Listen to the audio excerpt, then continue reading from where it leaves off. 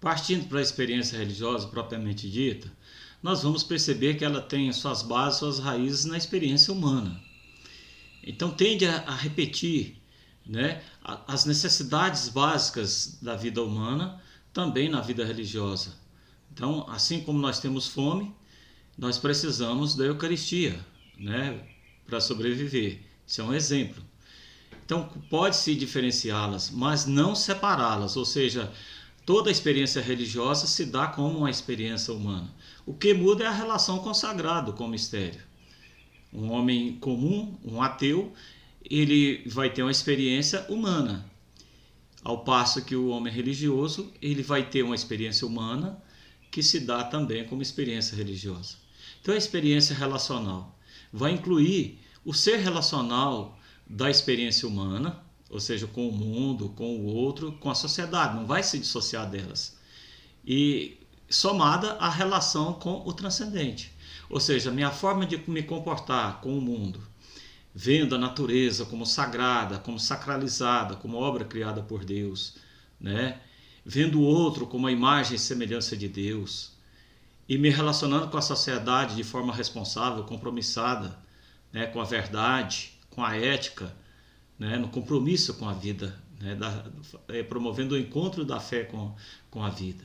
Então, toda e qualquer experiência tem um denominador comum fundado na inclinação fascinada e irresistivelmente atraída pelo mistério do outro, ou seja, que me seduz e apaixona com sua beleza, porque eu passo a perceber no outro a grandeza e a beleza de Deus.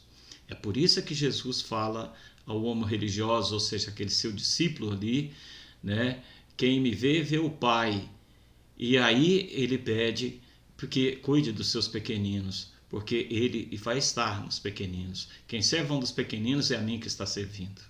Então nós não temos uma forma de nos relacionarmos com Deus a não ser nos relacionando com o outro, com o nosso irmão, e vendo nele a beleza divina ali. Por isso é que nós, como cristãos, precisamos de ser reflexo de Cristo para o outro. Exatamente porque é no outro é que eu me encontro, é no rosto do outro que eu vejo meu próprio rosto, não é no espelho. A pessoa que olha só para si, ela pode chegar ao ponto de adorar-se a si mesmo, né? Aí no narcisismo extravasado, ou seja, na cultura hoje que nós vivemos do self, né? Que a pessoa adora a si mesmo. Então, a experiência religiosa fundante, ou seja, há um princípio de que toda religião, uma congregação religiosa, por exemplo, São Francisco teve uma experiência de vida religiosa e se despojou de tudo, né, cujo exemplo, o simbolismo é a nudez, e ele ali começa, institui, mesmo sem eu saber, uma congregação religiosa. E Jesus Cristo também, a partir da experiência fundante dos discípulos com ele ali, nasce uma igreja. E ali vai dar força à sua missão, porque com a sua morte na cruz é que ele vai impulsionar o surgimento do cristianismo. Então, há uma experiência fundante. Buda teve essa, a Siddhartha Gautama teve essa experiência para fundar o budismo. O Maomé teve uma experiência com o Deus que ele chama de Alá, para fundar o islamismo, e assim por diante. E aí, a experiência religiosa vem antes ou depois da religião? É aquela pergunta que você faz, quem vem primeiro, o ovo ou a galinha? Então, mesmo a mais simples, a mais arcaica de todas as experiências, encontra-se integrada ou ordenada a um sistema religioso, um sistema de crenças. Mesmo que esse sistema de crenças seja o mais arcaico possível, mas está referido ali a uma religião, a uma visão de mundo religiosa, com a função de assegurar a integridade e a existência humana. Então a religião ela tem essa função. Ela dá aquilo na integridade aquilo que o indivíduo tem apenas parcialmente, conferindo-lhe o seu valor e total sentido último. Ou seja, a pessoa que busca sentido para a sua vida vai encontrar sentido naquilo que oferece a religião, ou seja, em Deus. Então a essência da religião, né, é função social da religião. Suscitar no ser humano a experiência religiosa como uma experiência que tem consagrado. Ou seja, a função da religião é ligar o homem ao sagrado, ligar o homem à divindade, ligar o homem à transcendência. Nós usamos a transcendência porque tem religião que não tem um só Deus, tem vários deuses. Nós somos monoteístas, mas tem religiões politeístas. E tem religiões que não sequer se referem a Deus. O budismo, por exemplo, não se refere a Deus. Então a gente fala a realidade transcendente, que aí inclui Deus, deuses, entes, como se dá na Umbanda, no Candomblé, por exemplo, em outras religiões, que não percebe, não há percepção da divindade, mas tem a percepção de um poder extrasensorial, de um ente espiritual, de alguma força que os move e que os controla e que tem poder sobre ele, da qual ele não pode se apossar, né?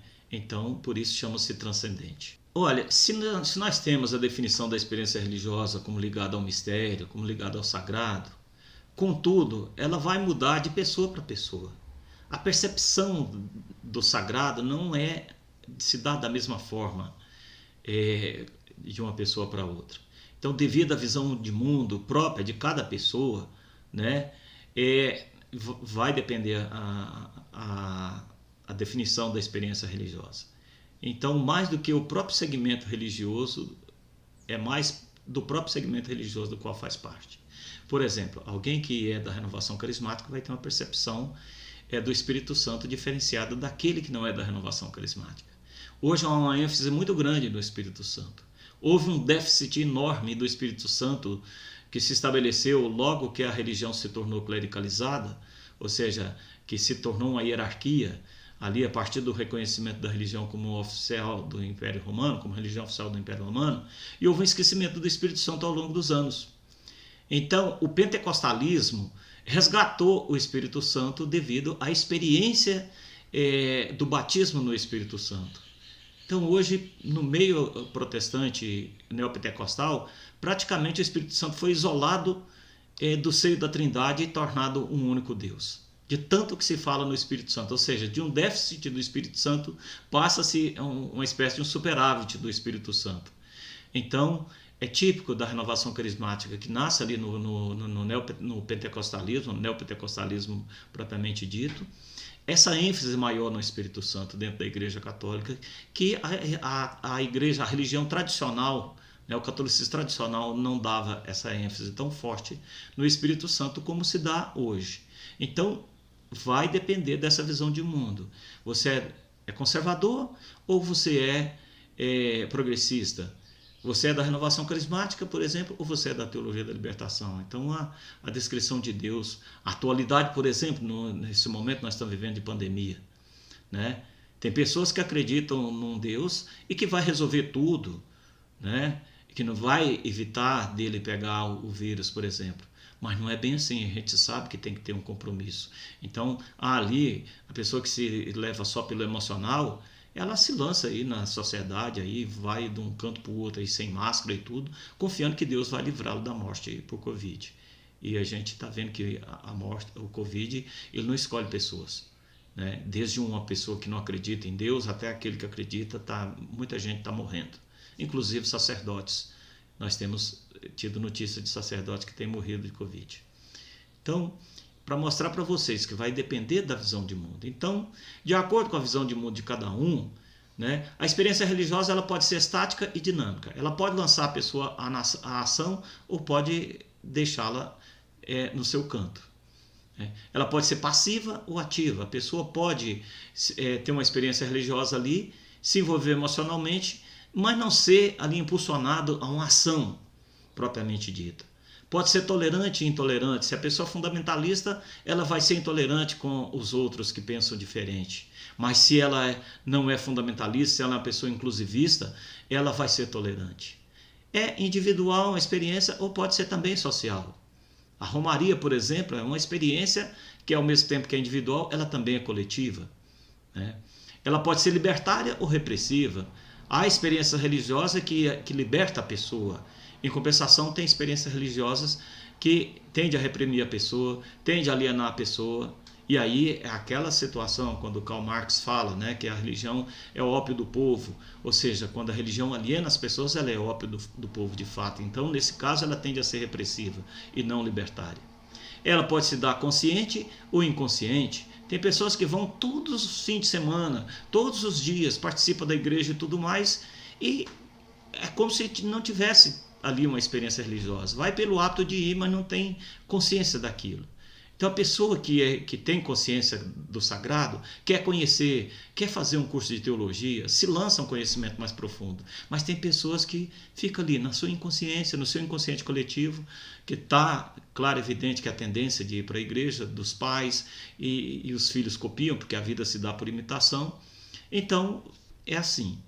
Ou elas podem ser emocionais e racionais. Quando a experiência religiosa ela é profundamente emocional, pode cair no fundamentalismo religioso. Quando ela é profundamente racional, pode cair no relativismo. Então, é interessante que haja aí um meio termo, né? Que haja um controle, nem muito emocional e nem muito racional. Né? Então, as coisas dentro da nossa igreja é interessante, né? Porque existem as duas alas, conservadora e progressista. Mas é necessário isso dentro da igreja.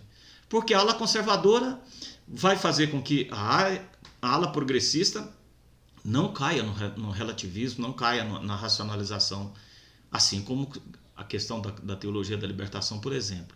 O que não deixou a teologia da libertação, os teólogos da libertação, chegar ao extremo do relativismo, ou seja, de pensar só o Jesus e não se ocupar com o Cristo da fé, foi exatamente a ala conservadora. Foi ali, deu um puxão de orelha na teologia da libertação. Mas a teologia da libertação também lembra aos conservadores que nós não podemos ser... para não cair no fundamentalismo religioso, né? Então, lembra que a necessidade da prática em relação à fé, porque senão fica uma fé só estática, uma fé passiva que não se lança ao compromisso com o outro. Né? Então, a teologia da libertação vai lembrar aqueles conservadores da necessidade do encontro da fé com a cultura, da fé com o evangelho, né? Do evangelho com a vida, ou seja, da fé com a prática. E as experiências são sectárias universais. Ela pode acontecer ali com a pessoa e morrer por ali. Mas ela pode se tornar universal quando, no caso, por exemplo, de fundar uma religião, de fundar... não vamos muito longe, o Terço dos Homens, por exemplo. Quem teve a primeira experiência no Terço dos Homens foi divulgando aquilo ali, dando testemunho e tudo, até que virou, né, um fenômeno presente em vários lugares do Terço dos Homens. Se tornou um fenômeno universal. E pode ser neuróticas e sadias. Ora, uma pessoa que vai na igreja direto, como uma fuga das responsabilidades do mundo, essa é uma experiência, não é sadia essa experiência. Uma esposa, por exemplo, que larga o marido em casa, larga os filhos em casa e vai só se dedicar ali na adoração ao Santíssimo, isso é algo doentio. Isso não está certo, isso não está correto. Então a experiência, para ser sadia, ela tem que fazer a pessoa melhor. E daí um critério, inclusive, para conhecer qual é a verdadeira religião. A verdadeira religião tem que fazer do fiel uma pessoa melhor. Se não dá conta disso aí, então não é uma verdadeira religião. Uma pessoa que entra para uma determinada religião e ela se torna pior, alguma coisa está errada ali. Ou aquele segmento religioso está errado, né? Ou ela não está compreendendo a função da religião, que é dar sentido à vida das pessoas. Então nós já estamos em condições de estabelecer um conceito aí, de experiência religiosa. Quem nos dá esse conceito é Thomas Odeia, que é um sociólogo muito importante aí da área das ciências da religião. Ele vai descrever a experiência religiosa como um encontro com o além, com um poder que está além de coisas, de objetos materiais, físicos, de acontecimentos, de pessoas, como um poder fundamental, entendido como a base da existência, ou seja, eu fundamento a minha vida, né? Traço um itinerário de vida cristã a partir de Jesus Cristo. Então, esse fundamento final do ser, ou seja, que planifica o ser, que faz com que se vença a fragmentação própria do ser humano, a finitude, né? Aquilo que o ser humano experimenta só de forma fragmentária, esse fundamento é experimentado através de coisas e acontecimentos na experiência da pessoa. Quando se diz empírico, está relacionado à existência. Ou seja, eu não estou só ali na igreja, mas isso vai repercutir na minha vida e repercute em todos os sentidos. Então, é experimentado como sagrado essa experiência. Isto é, como algo que provoca intenso respeito, exerce uma forte atração e um controle sobre a pessoa. Então a experiência com Jesus Cristo é algo que faz com que haja uma mudança radical na vida das pessoas. Não dá para ter uma experiência com Jesus Cristo e continuar sendo a mesma pessoa, né? Então, isso é a experiência de fato religiosa. Ou seja, para ser religiosa ela tem que ser muito significativa. Então, a experiência religiosa ligada às necessidades básicas do ser humano, físicas, psíquicas e socioculturais.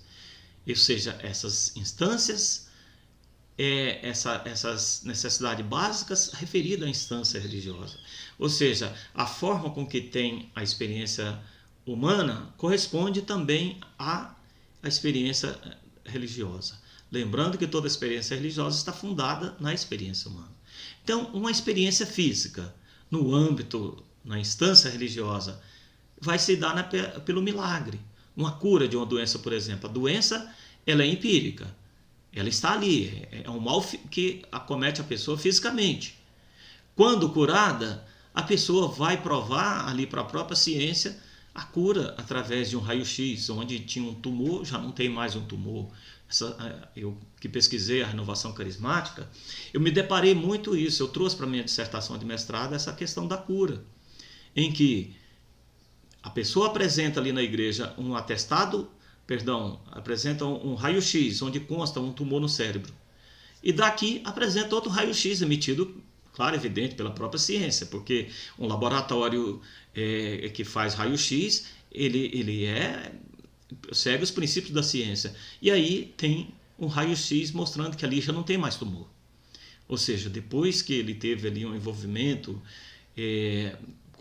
dentro da religião, participando assiduamente das missas de cura e libertação, ele teve um anúncio de cura e ele se curou dessa doença, né? Então, mostra claramente ali que essa experiência física da doença ela foi curada pela via transcendente, por uma força que escapa à compreensão da própria ciência. Mas nós temos a comida, ou seja, a Eucaristia. Assim como nós temos necessidade de alimento material, nós temos também necessidade de um alimento espiritual. Então, nós temos a Eucaristia. Ou então a bebida milagrosa, né? E experimentamos a ressurreição também. É claro que num corpo glorioso, mas é um corpo. E temos também as experiências psíquicas relacionadas à religião. Vai ser sentida com a paz, o gozo da glória ou visão beatífica de Deus, né? Os estados místicos que a pessoa tem de arrebatamento, de êxtase, né? Um amor planificante, aquele amor que te completa, aquela sensação de ser amado por Deus. Isso é psíquica, experiência psíquica, religiosa e psíquica. E também temos as experiências socioculturais, ou seja, uma experiência religiosa, ela tende a inovar a sociedade, ela tende a transformar a sociedade para melhor, né? Então, por uma prova, por uma nova ordem social, a pessoa religiosa ela vai concorrer para uma nova ordem social. A libertação que a pessoa vai ter como uma ação divina na história, ou seja, vai fazer com que aquele homem religioso, uma vez instituído na sociedade, pleno de sentido, tende também a conferir sentido para a vida das outras pessoas através do testemunho que ele dá. Ele teve uma experiência religiosa, teve uma transformação radical na sua vida. Isso vai ser visibilizado no seu local de trabalho. Olha como fulano mudou, olha como fulano transformou, né? Eu tive uma experiência nesse sentido no serviço público, quando as pessoas chegavam assim: nossa, Antônio, você mudou tanto. E, no entanto, não era eu que mudei. Eu continuava a mesma pessoa. Mas ali na persistência, através do anúncio do Evangelho, de forma ali bastante explícita, né? A pessoa mudou e percebeu algo diferente. Mas é algo que estava dentro do próprio coração dela. Eu não havia mudado, né? Embora a gente sempre está mudando, mas é perceptível isso. A pessoa tende a ver a pessoa de uma outra forma, tem uma visão diferenciada da pessoa, né? Então, mostra claramente que essa questão social, ou seja, há uma mudança para melhor ali. Então, a erupção do mundo novo, né, que surge ali, que nós temos esse mundo novo anunciado ali pelo Apocalipse, uma realidade totalmente nova, em que as pessoas são libertas em Deus, né, de uma forma e que ali instauram a nova ordem social contrária àquela que já estava instituída. E também os acontecimentos escatológicos são realidades socioculturais no âmbito da religião. Ou seja, há sempre o sonho de uma sociedade nova, de uma sociedade melhor, da instauração do reino de Deus aqui na Terra. É algo que é da escatologia, mas já presente aqui na Terra. Não podemos pensar que o reino de Deus se dá na plenitude só lá no céu. Não, ele já começa a se planificar aqui na Terra. A partir do momento em que eu concorro para que a sociedade, a nova ordem social seja fundada em valores como amor, justiça e paz, eu estou fazendo com que esse acontecimento escatológico seja antecipado no momento em que eu estou vivendo. Ou seja, eu estou dando ali, conferindo à sociedade um sentido fundado em Deus, nos valores da religião. Então, assim como nós temos limitações físicas, psíquicas, né, e sociais, na experiência religiosa também nós vamos ter essas limitações. Mas essas limitações vão ser superadas na instância religiosa. Do fragmentário ao totalizador, ou seja, eu sou um ser humano aí comum, cheio de limites, cheio de limitações, de defeitos, de erros, de pecado, né? Eu tenho meus problemas pessoais, eu tenho uma série de obstáculos que me impedem de ser feliz. Mas há um desejo essencial do homo religioso, ou seja, dessa pessoa, que a busca pelo sagrado, a busca por Deus e tudo. E que vai cessar o desejo e essa busca, né? Tudo está dado, ou seja, a religião vai mostrar, vai entregar, olha, esse aqui é Deus, Ele que te criou, Ele quem te salvou, Ele quem vai te dar a vida eterna. Então, o bem, a felicidade, o descanso ao máximo, nós vamos encontrar vencendo a nossa fragilidade quando a gente encontra Deus, que é a plenitude de tudo. Então, aquilo que nós experimentamos apenas em parte, o amor, a felicidade, o bem-estar, o descanso, em Deus nós vamos encontrar em plenitude. Então, a religião ela vai fazer com que eu vença a minha condição de um ser ligado às incontingências próprias da vida, né? Condicionado às próprias incontingências, às próprias limitações humanas, e me apresentar esse Deus que é tudo. Então, o homem religioso vai ter uma experiência do finito ao duradouro ou sem limites. Ou seja, há uma outra forma de totalização sob o aspecto da duração. Ou seja, o tempo que eu experimento hoje é fragmentário. Em Deus eu vou ter um tempo em plenitude. Ou seja, o tempo que eu experimento hoje é o tempo cronos. Em Deus eu vou experimentar um tempo kairos, ou seja, não existe tempo em Deus. É um infinito. Kairos é um infinito. Enquanto nós temos... estamos sujeitos à cronologia, né? Em Deus vai haver uma infinitude, ou seja, o tempo nosso é passageiro, no de Deus é duradouro. Por isso o termo eterno, que é referido à glória eterna, à vida eterna, à luz eterna, à plenitude, à felicidade eterna, a tudo. Então, do finito, ou seja, de eu me perceber no mundo como um ser fragmentário, um ser finito, que vou morrer, né, fisicamente, a um ser completo em Deus. E a falta de sentido da vida. Nós temos hoje aí na sociedade, nós vemos há um vazio existencial muito grande, porque a própria sociedade ela se declara funcionar muito bem sem Deus e sem a religião. E a gente vê que a sociedade está como um trem descarrilhado, completamente sem controle. Alguém comparou a sociedade de hoje a um Boeing 707, né, ali com o freio de bicicleta, ou seja, não vai parar, né? Ou então é um trem descarrilhado, sem controle, sem maquinista. E a sociedade está nesse descontrole porque ela se pronuncia sem a necessidade de Deus. Então, por isso se instaura um profundo vazio existencial na sociedade. Porque as pessoas que vivem do prazer pelo prazer, elas não se saciam. Então, elas são incompletas. Elas vivem uma pseudo-felicidade. Então, a pessoa que é narcisista, que pensa só em si mesmo, né? A pessoa que é hedonista, que vive do prazer pelo prazer, a pessoa que é egoísta, que não pensa no outro, tudo isso aí faz com que se instaure um vazio existencial muito grande, somente vencido por aquilo que a religião nos oferece. Ou seja, a religião ela dá a solução pela falta de sentido da vida, porque ela nos apresenta Deus, nos apresenta o sagrado. Seja a religião católica, seja o cristianismo, porque catolicismo não é religião, catolicismo é uma faceta de uma religião, que é o cristianismo. Seja o cristianismo, seja o budismo, seja ali o hinduísmo, cada uma dessas religiões vão apresentar a sua oferta de sentido para a vida das pessoas. E hoje, num pluralismo religioso que se vê na sociedade, são várias aí as ofertas de sentido para a vida, não só aquela oferecida pelo cristianismo, mas por várias outras religiões que vão mostrar ali a providência divina, né, que dirige a vida das pessoas, que influencia, né, a vida das pessoas através de modelos divinos. Então, as características da experiência religiosa. Há um poder organizacional na vida das pessoas. Pessoas que procuram a religião ali no fundo do poço e saem dali plenas de sentido para a vida. Ou seja, ela tem esse poder organizador. O que é fragmentário torna-se completo, torna-se completude, né, na vida das pessoas. A pessoa que chega, entra dentro da igreja com vazio existencial muito grande, com problemas de uso de drogas, né, com problemas de depressão, e sai dali, vence tudo isso, e sai dali plena de sentido. E é pragmática porque é ligada aos valores. Ou seja, há uma qualidade de vida muito grande na pessoa que acredita em Deus, porque está ligada a valores religiosos, né? Há uma racionalidade substantiva ligada aos valores da religião. E há uma autonomia nessa experiência religiosa.